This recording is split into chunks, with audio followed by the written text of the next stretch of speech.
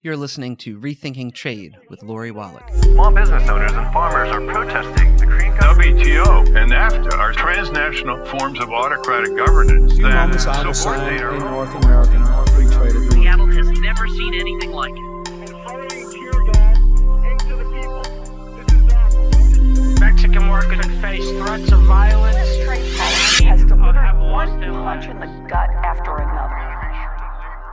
Welcome back to Rethinking Trade, where we don't just talk about trade policy, we fight to change it. I'm Ryan, and I'm joined once again by our in-house trade expert, Lori Wallach. So, Lori, today marks 1 year since the start of these mass protests in Hong Kong against an extradition law that was widely seen as opening the door to people in Hong Kong getting prosecuted and imprisoned in China. And recently, these protests flared up again because of a new law, national security law, that China is imposing in Hong Kong. And as we both know, the U.S.-China and U.S.-Hong Kong trade relationship have been a central part of that story. On this show, we're going to talk about Hong Kong's special status in relation to the U.S. We're going to talk about the protests and how this all has to do with our trade policies. So first, Lori, can you describe Hong Kong's special status in relation to the U.S. and what are some of the trade issues that have been involved in the recent discussions around Hong Kong? So Hong Kong has a special treatment in the trade world.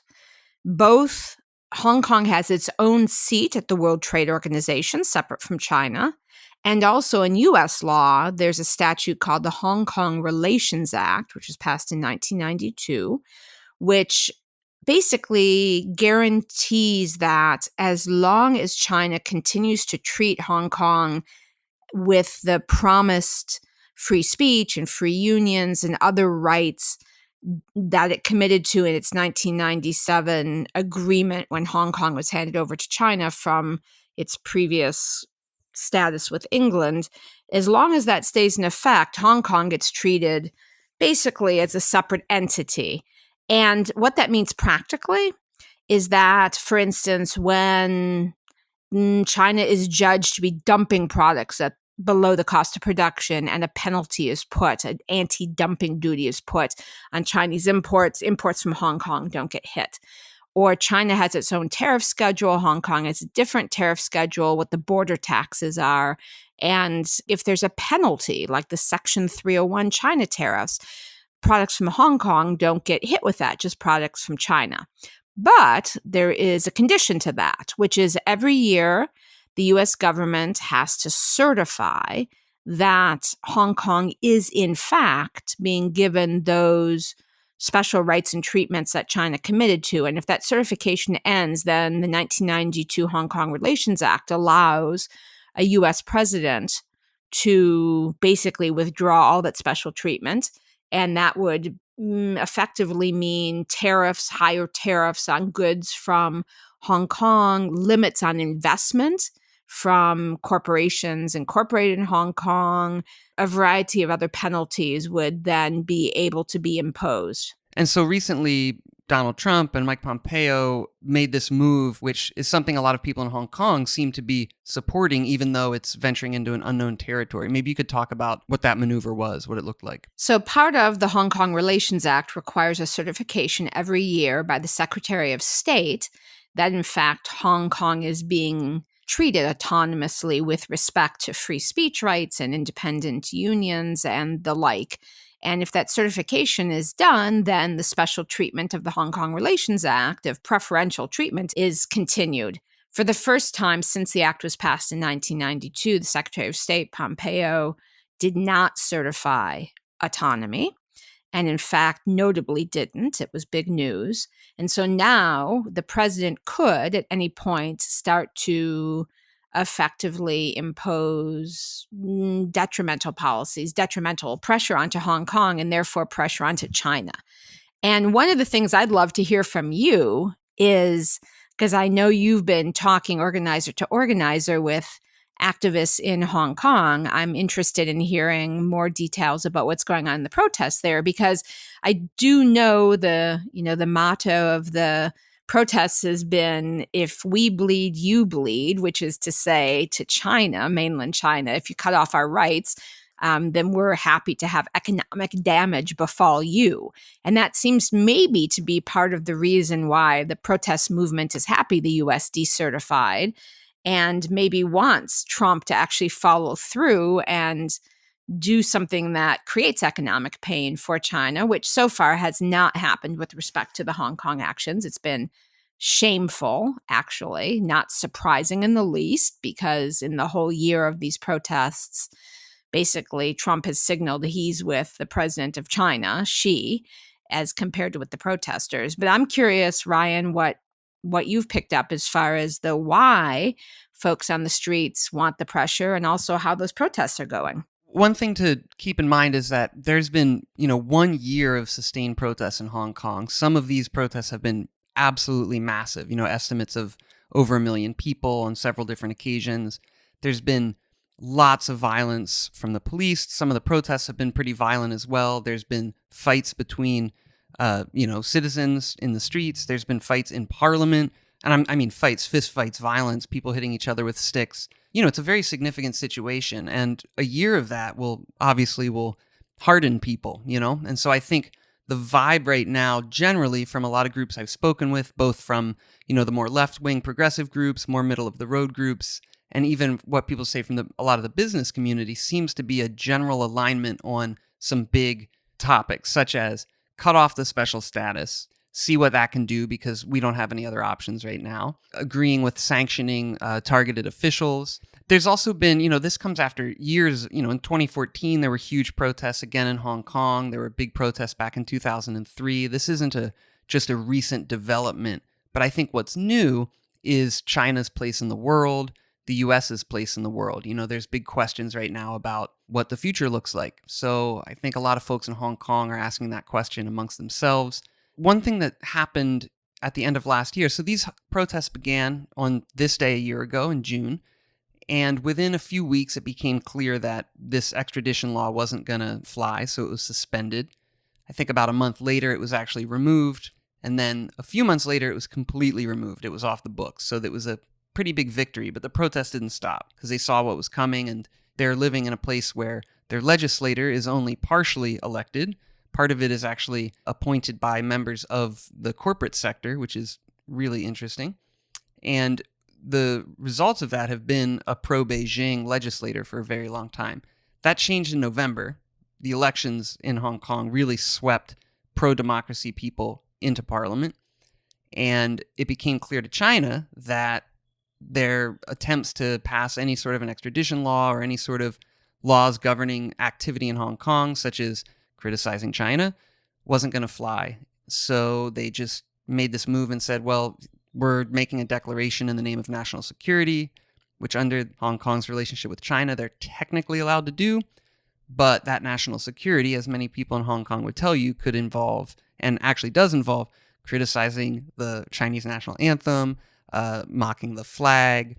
There's actually a strange overlap between the streets, grassroots protest organizations, NGOs, student groups, and people from the business sector, people from certain companies, because there's a lot of interests involved in this. There's a lot of people worried about what extradition could mean for them. So a lot of people talked about the, quote, white gloves in Hong Kong, meaning Hong Kong's role as a money laundering hub for elites from China.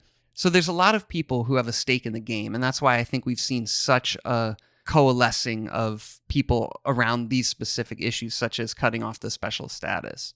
I think it's incredibly powerful and inspiring having watched what's happened in Hong Kong. The stakes are extremely high. Hong Kong is this tiny thumbnail of land totally surrounded by China, officially controlled by China, by a government that is notorious for not having rule of law or rights for citizens. And yet you have seen this incredible social solidarity of, as you said, a very diverse set of interests, many of them for protecting specific rights and a way of life of free speech and freedom. Some certainly protecting commercial interests because Hong Kong is operating commercially very differently than China, but unified in a way that beat a head of state officially and appointed from Beijing's sympathetic leader, Carrie Lam, and made her withdraw outrageous policy proposals. So it is both inspiring what they accomplished and then kind of crushing to see how Beijing just autocratically imposed a new measure, which is what would go into effect, that literally would make a lot of what everyone listening to this podcast and you, Ryan, and I do every day a crime, which is criticizing the government so that you could be swooped up out of your home and dragged off to a not real court in Beijing and then chucked into jail indefinitely in Beijing. And for folks in Hong Kong, which is such a different culture than in Beijing, it's a life or death matter. And it strikes me at this moment where in the United States, for tens of millions of Americans who have also in an incredibly inspiring way taken to the streets over a life and death matter, the historic structural racism in this country, it is really, really hard and difficult, scary confrontations between very established powers and people's aspirations to fight for their rights. And there is a way in which the situations are entirely different, the scenarios, but also are both really inspiring examples of people power. And having spent a considerable amount of time in Hong Kong with friends there, but also during the WTO ministerial and saw the very powerful protest movements there, the year of endless protests in a way is probably a foreshadow of the continuing work in the US as we are also in a long-term fight for basic rights. Absolutely. And I think a way to look at Hong Kong, there's two things. It comes as part of this wave of global, really unprecedented protests and shifting political events around the world, especially since the economic crisis. And it also comes in this time where China is asserting itself globally as a real power. And Hong Kongers are looking at that, and they're looking at their place in the world in between these two superpowers. And they're taking initiative to try to create their future in the way they want it, rather than it being dictated from outside. And I think that that's kind of ties into stuff that you've been writing about and talking about recently, especially sparked by COVID-19 and the pandemic, but also it's been coming for a while. There are big shifts happening in the world, and we're in this moment where new ideas, or even old ideas that are still good ideas, have a new place at the table, and we're pushing some of those in the trade world. Maybe you could just talk about how the situation now with Hong Kong and the US and China, what that says about conversations you've been having about a progressive approach to China and how our trade policies with China need to change. I think that as we look at the economic relationship between the US and China, it cannot be divorced from the broader geopolitical dynamic between the US and China, which, as you've described, is sort of a battle of different views about how society and economies should be organized, neither of which are entirely inspiring. However, by many orders of magnitude, the situation in China with respect to basic rights for people to express their opinions, protest, organize for themselves in their workplaces as unions or as individuals fighting for control of their communities, of the land that gets grabbed up from under them, to fight against pollution. All of those basic fundamental rights are denied in the Chinese system, are criminalized. There's no rule of law. And there are a couple hundred very powerful families who are integrated in the Chinese ruling government system through the Communist Party in China and through the economic system, through a lot of very government affected and controlled, some of them, many of them owned companies. And as we think forward about what a better relationship between the US and China would entail, the economics of it includes something that has to do with us, not China, which is the COVID crisis has shown that the hyper-globalization of the economy through decades of corporate rigged trade agreements has gotten rid of the redundancy of production and has created extremely long, brittle supply chains, which are too reliant on one country, which happens to be China. But if that one country were England, it would still be a problem. This lesson is we need redundant supply chains in different parts of the world. We need some domestic capacity so that when countries reasonably are looking to take care of their own citizens and send their own supplies to domestic needs, we have some ability in critical goods to make some portion of what we need so that we rebalance the way in the global economy production occurs so that we have more capacity domestically. We don't have to be totally self-reliant by any means, but some capacity. We cannot have a scenario where we don't make at all certain medicines and certain active pharmaceutical ingredients in a continental-sized country like the United States. And we need to diversify the supply chains and trade so that, heaven forbid, there is a natural disaster, a pandemic, whatever it is that knocks out production, as it did in China, and we see a huge crash in imports, we don't end up quickly with major shortages that make our situation worse. But all of that aside, that's medium-term and long-term thinking. The short-term question is the U.S. going to actually do anything to protect people in Hong Kong?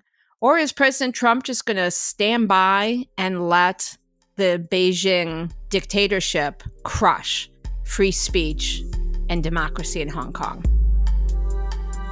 Rethinking Trade is produced by Public Citizens Global Trade Watch, where we don't just talk about trade policy, we fight to change it. Visit rethinktrade.org today to get involved in our campaigns and help us fight for global economic justice.